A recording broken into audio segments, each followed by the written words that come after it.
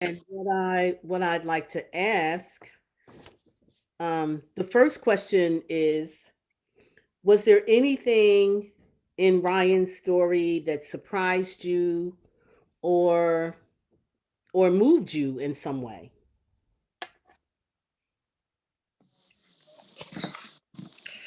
Yes, Pastor. That feeling of hopelessness, that moved me. And I think, he is a Caucasian person. Mm-hmm. And, he, he and his family, has been so affected by his brother's crime or no crime, whatever. So I'm saying to myself, if they were treated like that, then I can just imagine someone of my color. Mm-hmm. It speaks to me, yes. That sense of hopelessness. Mm-hmm. No one to turn to. No one will listen. You know. Yes. Thanks, Yvonne.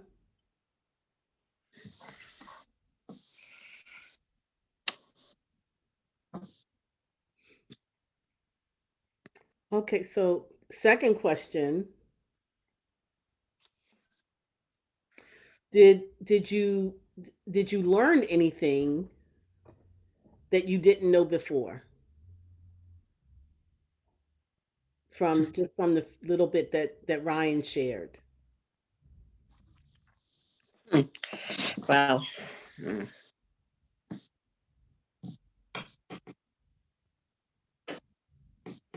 And if not, that's okay. I mean, I know that many of us are more familiar with the criminal justice system than we'd like to be.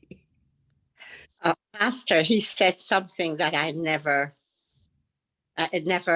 occurred to me. I just focused on the prisoner, on Mm-hmm. that the prisoner faced. But he said that the pain comes from the prisoners, the correction officers, the judges, the police. Mm-hmm. I focused on the prisoner, but everyone in the criminal justice system is affected. The Yep. judge passed the right sentence, the correction officer, the prisoner, the police. I never thought about that they could be hurting too. Yeah. Absolutely. Anyone else? Excuse me. Anybody else? Yeah, Pastor. Hi, Mark. Hi, Pastor. So it just strengthens my opinion that it's always not black and white, it's economics. Because his family did not have the money to get a good lawyer, uh, or get the representation that they needed and the information to get his brother out of jail. Mm-hmm. Or yeah, or get him what he needed. Mm-hmm. So I think it's a lot about being black, but it's also about having the money. True. Very true. Very true. Thanks, Uh, Mark. Pastor, can you hear me? Hi, Reggie. Okay. Well, to some of the old timers who are on, we used to have a member of our church, Ralph Sparks, was a judge and a lawyer. He was both. He was a lawyer first, then he became a judge. And of course, we all used to use Ralph for every piece of legal advice we needed. He didn't charge. So one day, I'm watching television, and I said to my wife, "Hey, look, there's a man on television with the same name as my cousin. He just killed his wife." Like that. I just said it like that. And I turned to walk away, and then I got a phone call from my aunt, it was his grandmother. He had done it. So I Mm-hmm. immediately called Ralph. I said, Ralph, what should I do? He said, here's what you're going to do. Not what you're going to do.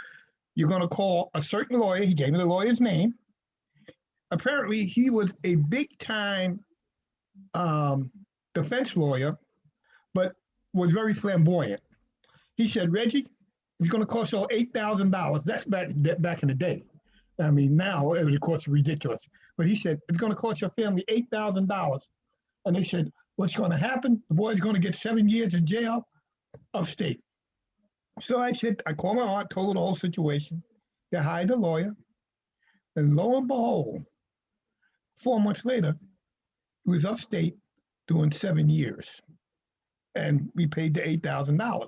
Now, the only thing I find strange is that the way they said it, it was like, if you, as Mark said, if you got the economics, certain things can happen. And this is one, I was there. I saw the whole thing. I'm a little older than him. And if you have the economic powers, you know, and this lawyer was a flamboyant lawyer, a Harlem black lawyer. He was very flamboyant. And he told us exactly what was going to happen. Yeah, but see, well, but here's why they can tell you exactly what's going to happen. Because there's a sentencing guideline. And so if you're going to pay a lawyer who is a good lawyer and you know, and has some connection, then they can bargain with the prosecutor to, you know, they can't bargain with the judge, but they can bargain with the prosecutor to only charge for, you know, to only charge with a certain offense, knowing that the person is going to get convicted of that offense. But that offense, that particular offense, they know is going to come with a 7-year sentence, as opposed to what they might be charged with potentially, which could come with life. Well, unfortunately, So it is truly, it is about economics. And if you are in a position where you can't afford to do that, Mhm. then you are at the mercy of the prosecutor, really. Well, unfortunately, in this particular case, he did the 8 years and did another 15 because prison life was not for him. He, you know, he kind of went off. And I talk to him. I actually see my cousin every now and then. And I looked at him, a life ruined, you know, but he killed his wife. That's who he killed. He drowned her in the bathtub. It was all over the news and everything. But I sit there and I look at this life. I mean, it's just, you know, it's just the 2 kids that were involved, his kids. And I said, Right. There's a whole ripple effect. There's really a whole community of folks that are affected when things like this happen. And you know, and like you said, so there are what I call, you know, invisible collateral consequences. Like, you know, while he was whether it was while he was incarcerated, that, you know, he broke some rules while incarcerated, or once he was out, he really couldn't adjust, and so he ended up breaking probation or parole, which happens with a lot of people. They end up just, you know, cycling in and out of the system. So yeah, thanks, Reggie, for that story. Mark, I see you. Yes, yes, Pastor. I just want to say that there's also corruption, a lot of corruption involved. So you can have a lawyer that will hold off going to court until he can have a certain judge be there to preside over the case. Number one, and that judge will be his friend who he goes out to lunch with, he golfs with, and then that defendant gets a much lighter sentence, lighter treatment. Yeah, and I would say that depends on where you live. Okay. Like in a I've place seen it. I've seen it. No, and I'm not saying that it doesn't happen, Mark, believe me. But I'm saying that would depend on where you live. Like in a place like Philadelphia, it's really hard to maneuver the court system to make something like that happen. So that rarely happens in Philadelphia. Okay. Happens on Long Island. No. Yeah, it happens in New York. No. I'm like I say, I'm not saying that it doesn't. And I'm sure that there are places in Pennsylvania where it happens. I mean, I've heard stories, but I would say like I'm not gonna. I'm making that statement because I don't want to paint that as a broad across the board picture. I'm saying that that depends on where you live.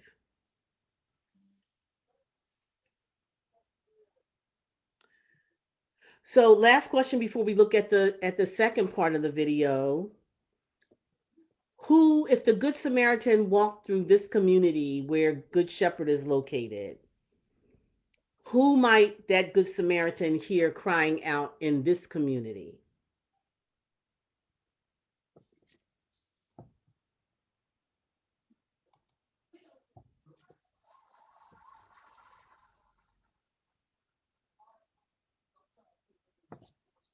Yeah, maybe the homeless, Okay. the homeless, people who can't feed themselves, stuff like that. People who are And, food insecure. right?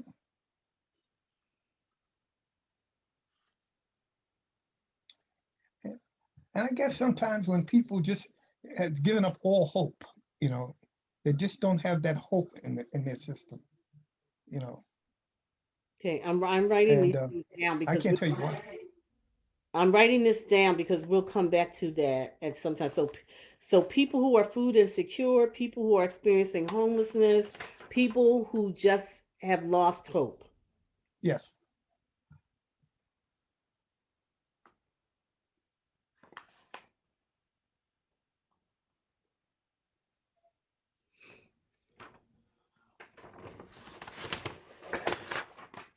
Any other additions before we go back to the video?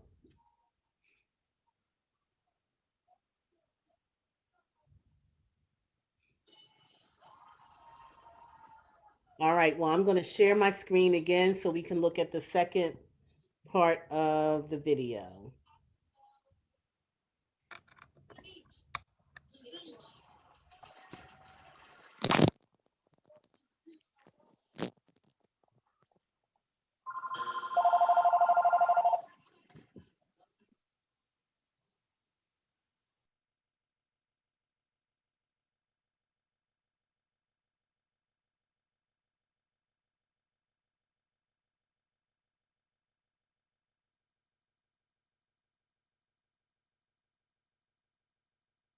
Hi, my name is Ulysses Burley, and I am the Program Associate for the EOCA Strategy on HIV and AIDS. I'd like to tell you a story about justice and race, my story. But before I share my story, let's go back to the parable of the Good Samaritan. Why wasn't it just called the good guy walking down the road, or the good fellow even? Why the Good Samaritan? I'll tell you why. Because the one he helped was not a Samaritan. He was a Jew. Samaritans and Jews absolutely feared and hated each other. So one of the key themes of the parable is ethnic animosity in everyday society. Sound familiar? Ryan just named several of the kinds of voices crying out in our criminal justice system, and some of the reasons for their cries. Now we need to get to one of the main reasons people are hurting: racism. I was raised in a two-parent, middle-class home, safely nestled in an affluent residential neighborhood. It wasn't until I was a teenager that I began to realize that maybe I was more materially fortunate than others, especially those who looked like me. It also became clear to me that parts of society believed that because of the way I looked, I wasn't necessarily entitled to any of that good fortune. I can recall being followed by police in the neighborhood I lived in as if I was lost or intruding. I've been followed in retail stores as if I didn't come to shop, but to steal. I've had women clench their purses in my passing, and others who've gone as far to cross to the other side of the street after I approached them simply to ask for directions. My most significant experience of racial profiling, though, happened while I was home for the holidays from college. I was driving my girlfriend home after date night when I noticed a patrol car had been trailing us closely for a few blocks. I asked her if maybe I failed to yield at a red light or stop sign, and she didn't recall me doing so. Perhaps the police officer was just checking my license plate, and once everything was verified as clean, they'd be on their way. Unfortunately, that's not how this story ends. The patrol car eventually turned on its sirens and flashing lights, and I promptly pulled over in pure confusion. The officer didn't approach my car as is routine. Instead, from his megaphone, he instructed me to turn off my car and step outside of the vehicle. I hesitated initially because I couldn't believe what I was hearing. But at the second request, I got out of the car with my hands to my side. One patrol car and 2 officers were now 3 patrol cars and 6 officers, and all of them had their guns drawn. I was instructed to turn around, put my hands on my head, and walk backwards. After what seemed like the longest walk of my life, I reached them and they handcuffed me, took my wallet, and put me in the back of the patrol car. By now, officers were searching the car and my girlfriend was standing on the side of the road crying hysterically. 10 minutes later, an officer pulled me from the back seat, uncuffed me, and said, "We don't want you to think this was race-related, but we received reports of a robbery in the area, and the only description we were given was that they were black and that they were driving a black SUV." I wanted to believe him. I wanted to believe there was a young black couple home from college burglarizing homes in the area for date night. But even if that were true, that wouldn't change the fact that 6 guns were drawn on me, or that my vehicle was unlawfully searched, or that my girlfriend was scared, afraid, and confused. They apologized for the misunderstanding and asked if there was anything they could do. I simply asked that they apologize to my girlfriend. The ride home after was a quiet one, and we never spoke of that incident again, not even to our parents. Until that night, I'd never been in handcuffs or inside of a police patrol car, nor did I have a deeply personal reason to hate the police. Today, more than 10 years later, that night remains the only time I was put in handcuffs or inside of a patrol car. And despite that fact, I don't hate the police. Law enforcement officers have a difficult job, and sometimes have to make life or death decisions on the basis of very little information.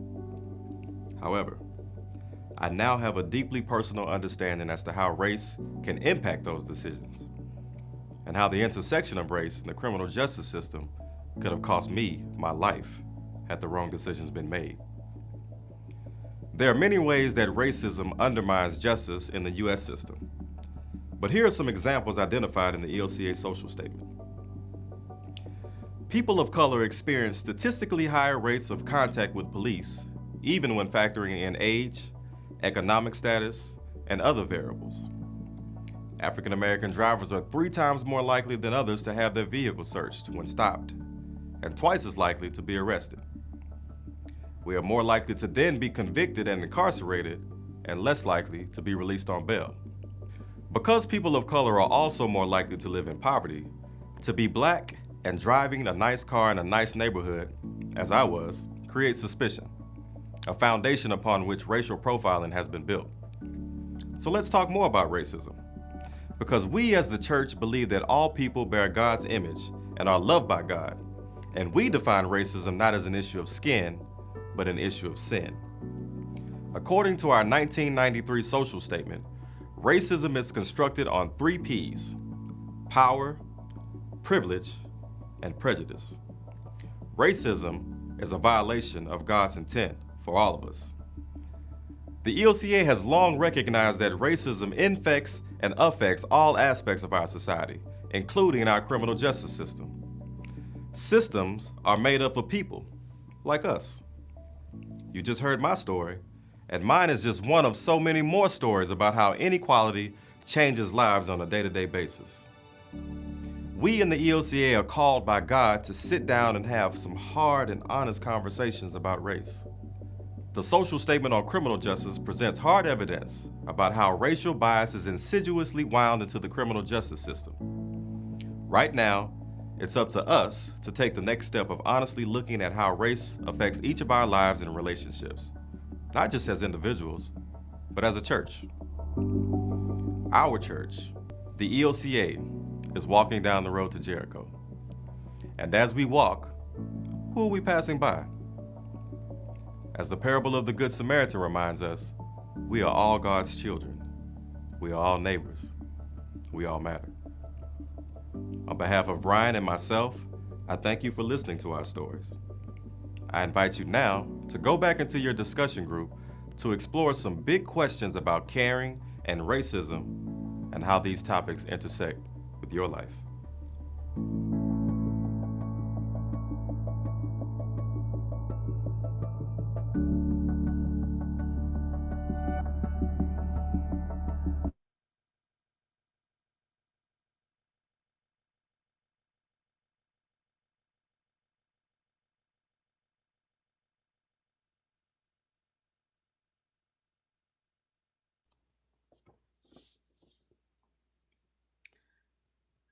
So,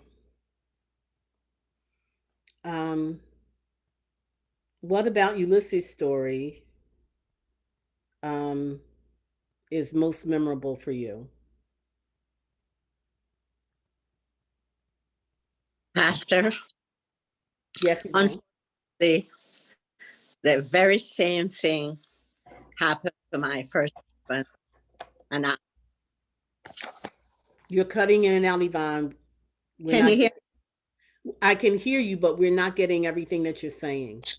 I wonder why. Oh, let me see. Oh, I'm on mute. That's Okay. okay. Just I- go ahead. Okay. I'm saying that Ulysses' experience, my first husband and I had the exact same experience, with the exception that he wasn't handcuffed. And since then, I heard, I was aware, but you're not fully aware of stuff until it happens to you. Mm. We were going out one night for a dinner occasion, and my husband had at that time a Volvo, one of the top of the line Volvo.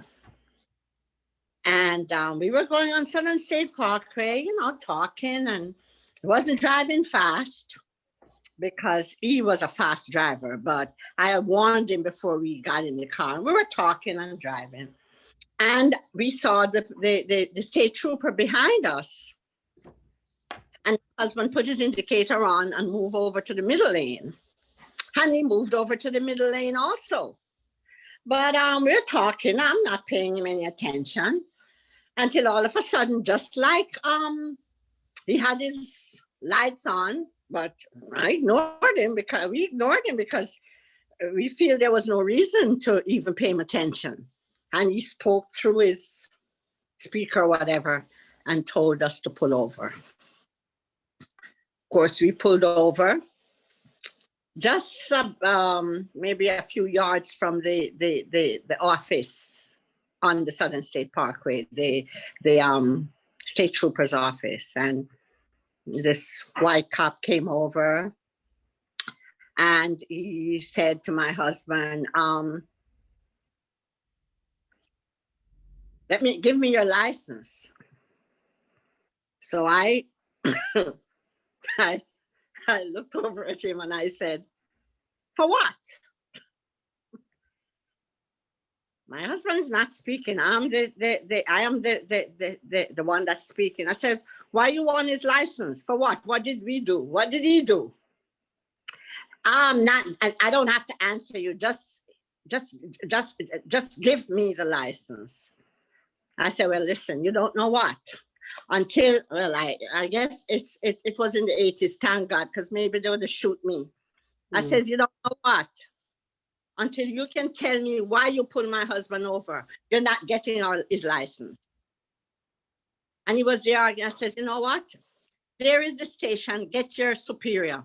We're not giving the license until you. I says, you know what's your problem? You see a black man in a nice Volvo, and you probably think that he's a drug. I mean, I was livid. He went and he got his superior, which was a black officer, came over, and I was very upset. And he calmed me down, Mrs. Tucker, calm down, you will get your day in court, and so on and so on. And he's telling me, the cop, that his best friend is is black, and I put my mouth out to him, excuse my French, and I said, bullshit. And we got a ticket, whatever, supposed to go to court, but it was we never got a summons to go to court. Mm. So, it's the same way. I mean, it's the 80s, so maybe things was a little different, but he could have done the same thing to my husband. And me with my big mouth,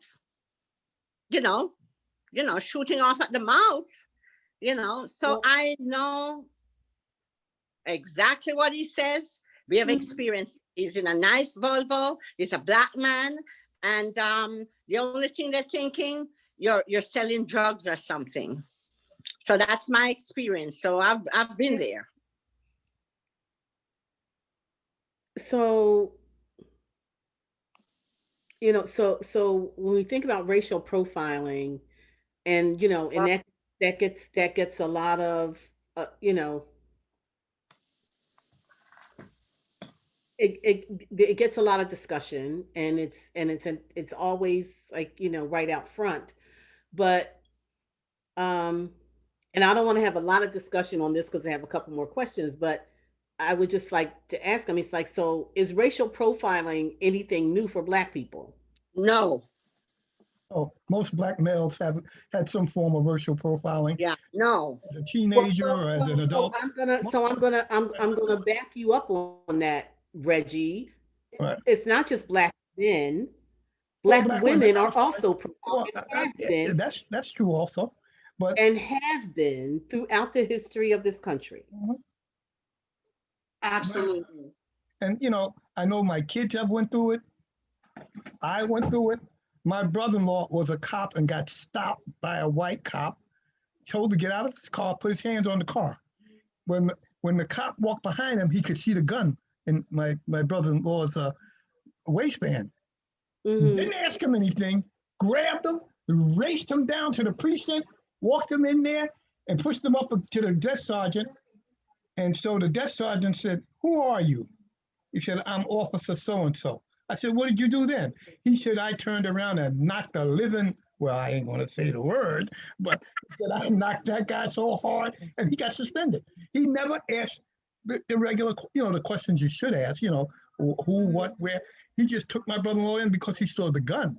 He saw the gun in his holster, but he hadn't drawn it. And he said the guy never asked him one thing. No, and that's so, but my point is, so, but this is not a new thing for Black people in America. No. This racial profiling has existed Yes. since the inception of this country, Yes. and it is not a new thing, and so that's something that we always have to hold in tension. And I do also, because we hear, and especially lately, like over the last couple of years, but especially the last month, this is not who we are as a country. This is not who we are. Well, no, it's exactly who we are. That's who we've always been. Yep. And so why? And so why would we, as Black people, why would we buy into that story? That this is not who we are. Pastor, Hi, Lynell. hi. I mean, I've never, been in had an experience like that where I've been, pulled over myself or with anyone who has been pulled over. But I wanted to ask a question. For the people who have been pulled over, like for, some of those gentlemen or ladies who have been pulled over or had been pulled over maybe years ago and have also experienced being pulled over now where, so many Black people have been shot. And do they feel different? Is it a different experience? Is there a difference in the experience back then when they were pulled over as compared to now, when so many people are being shot and that kind of thing? So No. Do they feel more vulnerable now? So I'm going to give you a short answer, and then Mark wants to get in. So Okay. as someone who has been racially profiled many, many times through my life, Mhm. initially as a child, because I also think that another thing for us as Black people, we have to stop thinking that racial profiling only has to do with law enforcement. Mhm. We are racially profiled. I'm racially profiled when I walk into a department store. I'm Right. racially profiled when I'm going through TSA at the airport. I'm racially profiled when I walk into a white church. I'm racially Mhm. profiled every day of my life. Mhm. Yeah. Whenever I leave my house, I'm racially profiled by somebody. And so are all of you, Yeah. whether you realize it or not. Realize it. And so that's one thing that we have to hold in tension with ourselves, is that we have to stop looking at these pictures that are given to us by the wider society as a model for what racial profiling looks like. We live this life. I Yeah. can tell you, I'm racially profiled all the time. Yeah, I agree. I agree because I have experienced it in other areas as well. But I was just asking, in the situation like where, most of these killings have occurred, in like a pullover on a motor vehicle, that kind of a thing. I was just wondering if there was a more of a feeling of vulnerability now than back then in that particular type of experience. But I would say, I mean, so I'm going to say for myself, definitely yes. Like Yeah. I am, I feel a lot more vulnerable today, only because um, even though I grew up in the South with lynchings and all of that, racism for a while in this country went underground. It became more covert. It never went away, but it became more covert. Now it's more overt, and people feel that they have the right Yeah. to do, things that you would think people would not Pastor, and necessarily do. Yeah. Yeah. So let Mark get in, and then Yvonne and I don't know who else. I can't. But I definitely know Mark is trying to get in. Go ahead, Mark, or Yeah. Rona, whoever it is.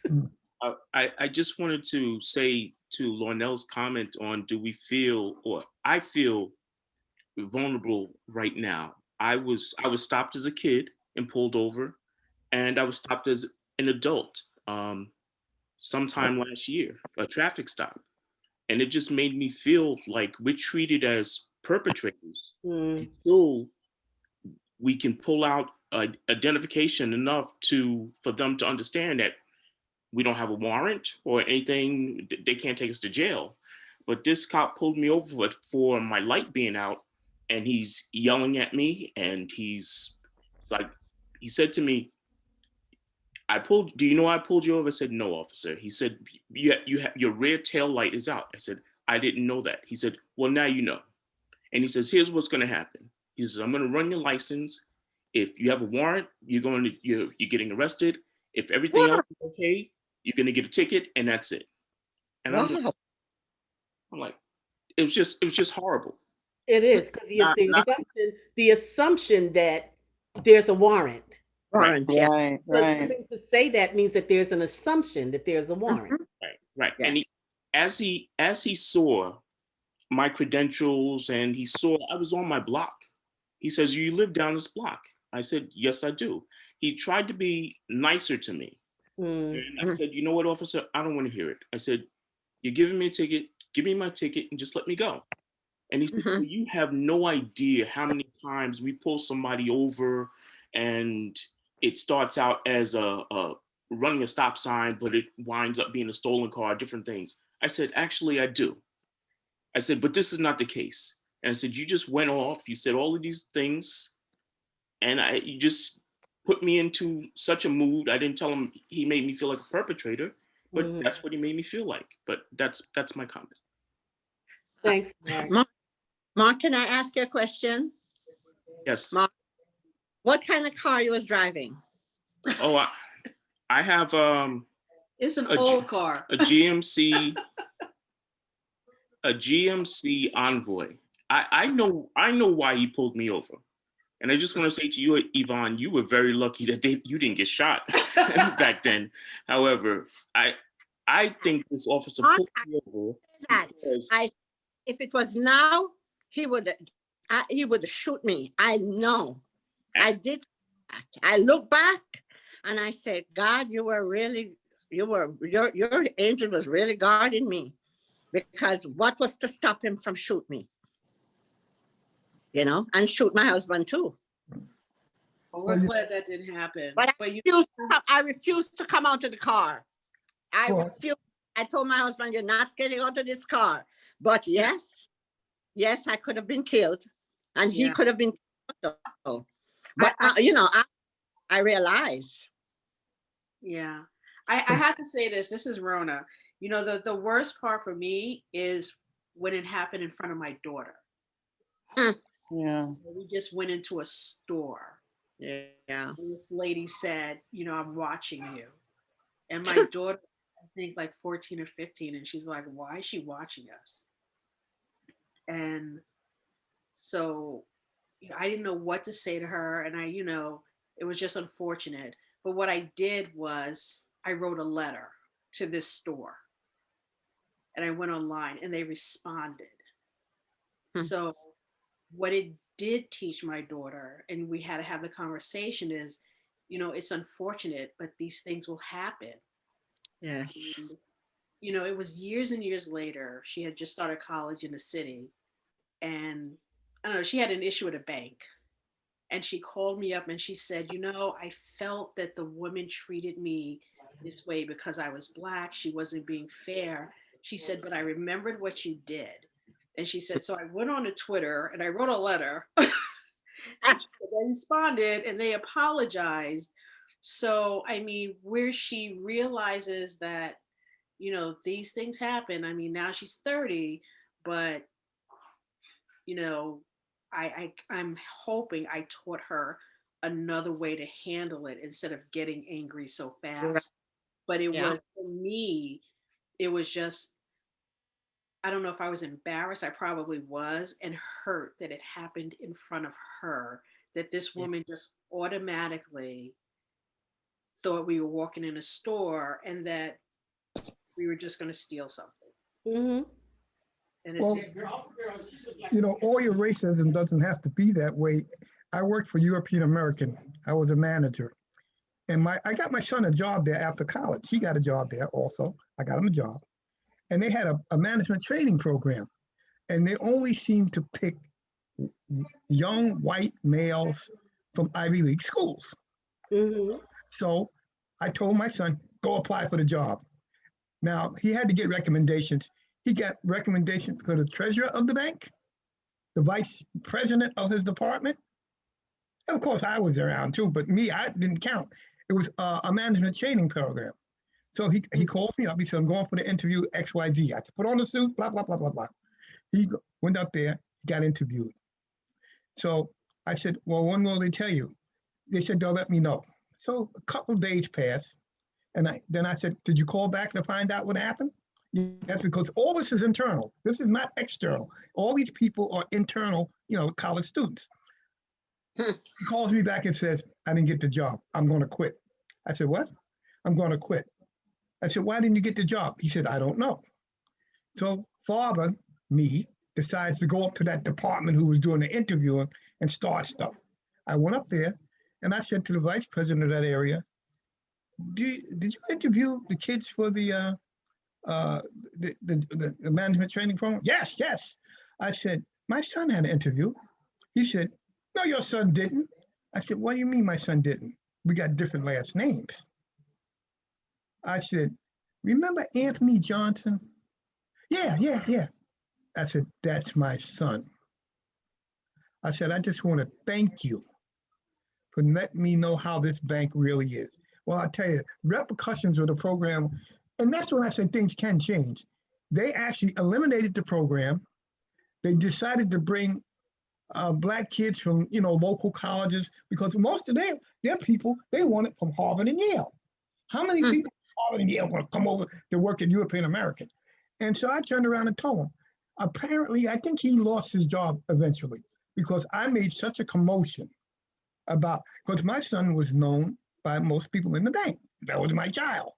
And they know I had trained him. He knew everything about the, and the fact is, when he left, he stayed about another 4 months. They begged him and did everything to try to keep him in that bank. His boss, who was a senior vice president, said, please don't leave me. He said, no, I can't take this place. And every black person in that bank during that year kept looking at the white people. It was almost like a race riot up there because of one person. And I told him, I said, well, Anthony, one person can make a difference. In your case, is because this guy, he was so prejudiced and so looking at what college and what this and what that, and he just turned you down. He didn't look at your credentials. I Yeah. said, you went to Muhlenberg. You didn't go to no dumb school. You went to So, Muhlenberg. before we go too far down that road, I hate to cut you off, Reggie, but I want to try to pull this back to the center of our conversation. Um, so we're aware of how insidious racism is and that it exists on all levels, right? And so I believe it was Ulysses who gave this definition of racism. Racism, he says, racism occurs when prejudice mixes with systems of power and privilege. Hmm. So, with and so that, I mean, like, that's a definition that I like, and when I do anti-racism workshops, I take it a bit further than that, because the thing is, without power and privilege, there is no racism. But in this country, I mean, I think that another thing that we have to understand is that race is a cultural construct, right? The social construct. It's not something that truly exists. We all have ethnicity. We all have, that, but race was socially constructed to separate people so that there was always an underclass. Mhm. And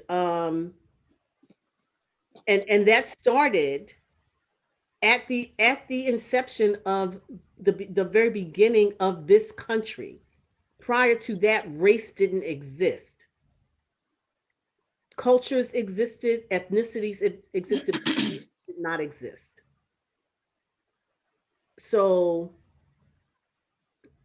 I say that to just to drive home the point that everything in this country, all of our systems and institutions were constructed on race. Mhm. And so we always have to look at our systems first and foremost in that way. And not that there aren't lots of other things that are broken with the systems and institutions that we have, but race is probably always going to be the biggest issue that we find in all of them. Mm. And that includes the church. Yeah. That includes the church. And, and I have talked to you all many times about our church body and how, as well as we put on a good face, the Evangelical Lutheran Church in America is 98% white. Only 2% people of color. And so racism abounds in our church body. And most of us who are like in a church like Good Shepherd or in a city like Philadelphia or New York, large urban areas where there are multiple churches with people of color, we don't get that same picture of what our church body looks like. Right. So right. So right.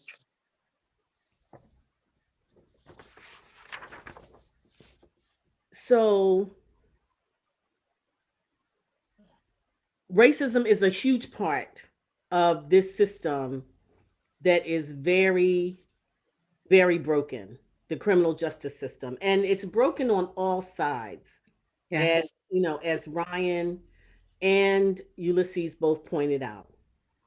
You know, law enforcement, you know, they're trying hard to do, for the most part, most law, you know, like we hear about the extraordinary cases, but there are, you know, I have several law enforcement officers in my family. I mean, they're on a day-to-day basis, they're just out there doing their level best to do their jobs as best they can under very, very difficult circumstances. Mhm. You know, in the court systems, you have judges and you have prosecutors and you have defense attorneys, and the same thing with them. It's a broken system. Lots of times, the attorneys, no matter how they work, no matter how hard they work for their clients, they're fighting a losing battle because we have, you know, they have to fight this thing called minimum, uh, mandatory minimums. You know, for certain offenses, it doesn't matter whether it's your first offense. It doesn't matter whether you have a strong community behind you, supporting you, saying to the judge, we're going to be there to make sure. The thing is, like, if you did this particular crime, then you're going to go to jail for 7 years, period, end of story. Mhm. And so we're dealing with those mandatory minimums.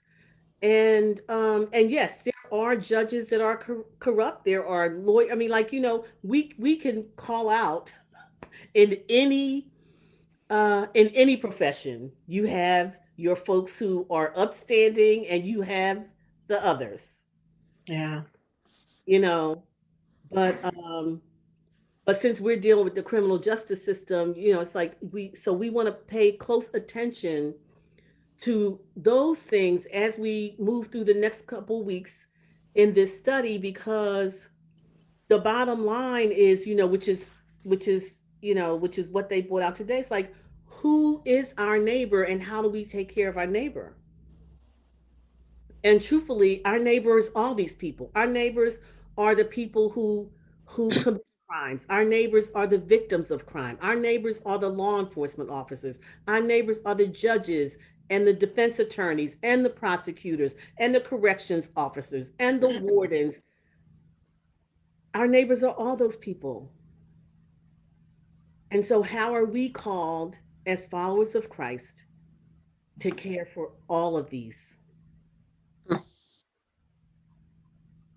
And that's not a short answer. And it's not that I'm expecting you, like even last week, I said, lots of these questions are rhetorical and you'll think about them and maybe you'll have something to say at another time. But this is who we are called to be. And so, how do we take care of all these people? What is it that we can do? Just food for thought, something to think about, and and figure out, you know, how can we do it, or can we do it, or how do we do it? How can we do it as a faith community, and how do we do it as individuals?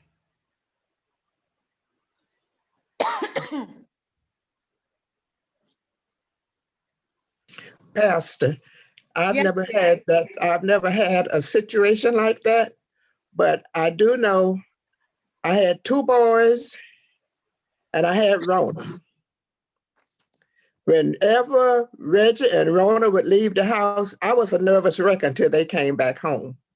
And now I'm just hearing Mark say that they would stop. I know Rona was with him. Maybe. Now, maybe I know you were with him. But when they would leave until they came back in that house, I was a wreck. I couldn't rest. I couldn't, really get any rest until they came home, that I knew they were safe. I hear you. I mean, and I totally understand. You all know, I raised four sons, and it's not, it wasn't just when they were growing up. It's still today, and it's not just my sons. Now it's my grandsons and my granddaughters. Mm-hmm. You know, Yes. it it's not it's not easy. Mark. Pastor. Actually, I just wanted to ask your opinion on how do you think we can take care of our neighbors? I mean, there are lots of ways. Um, you know, myriad ways, and I don't want to say too much about that till we get to the last session. Um, in one of these sessions, I'm not sure which one it is because I'm trying hard not to look ahead. Um, and I mean, we did this series back in 2015 because, like I said, we gave the statement over to the church in 2013. And then we did this study series in 2015. So at some point, one of these videos, I'm in the video. And, but I want to wait until we finish the whole series and then we can really have, some conversation about what could be real for us to do. But in the meantime, I just want you to think about it. And any ideas that all ideas are valid, and just write them down, hold on to them, and as we get to the end of the study, we'll be able to talk about those things.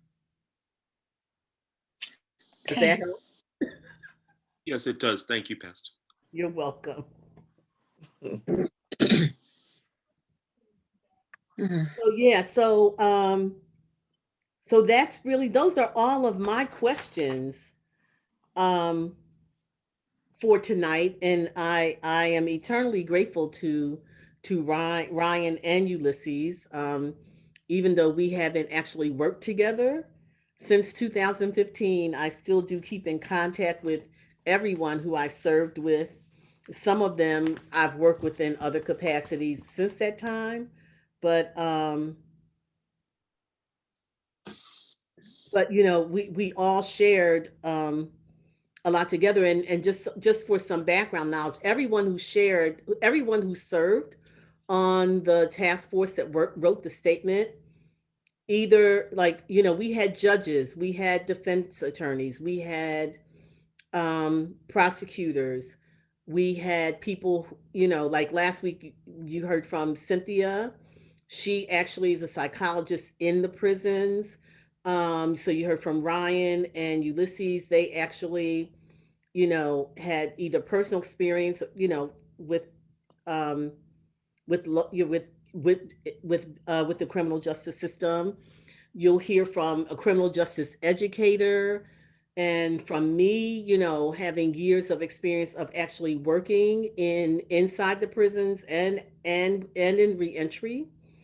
Um, so it wasn't that there was just one. Oh, and we had, prison chaplains and correctional officers and law enforcement officers.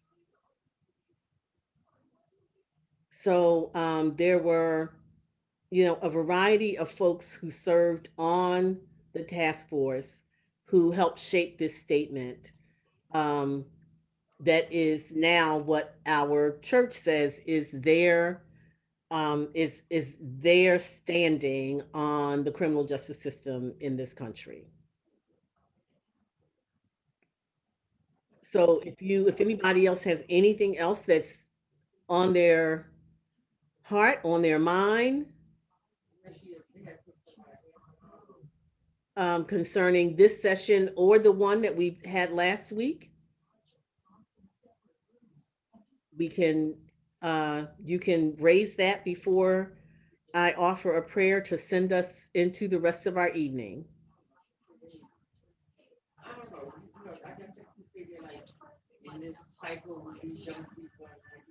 All right.